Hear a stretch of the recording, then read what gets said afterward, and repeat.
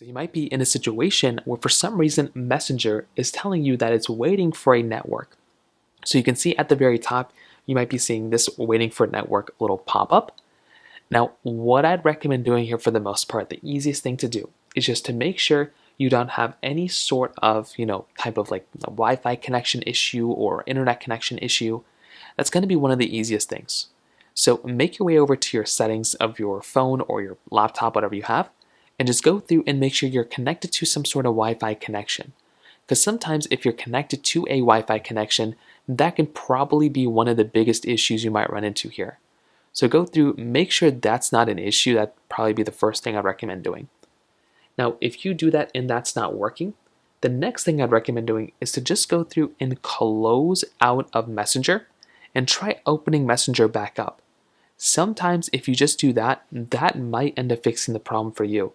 And you'd be surprised how often that kind of just ends up fixing itself. So go through, try closing out of Messenger and opening it back up. Sometimes that might end up fixing it.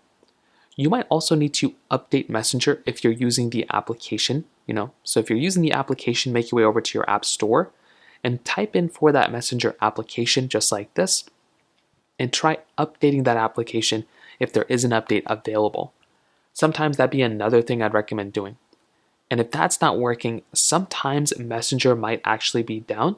So what you're going to have to do here is go to a website like downdetector.com or is it downrightnow.com. And you might just have to see if basically one of these things are down. If Messenger or Facebook or Instagram or Meta is down, then you're basically just going to have to kind of wait it out until they end up fixing the problem. So that pretty much covers it up there. If you have any other thoughts or questions, please let me know in the comment section below. Hit the like button, that would be so much, but definitely hit that subscribe button.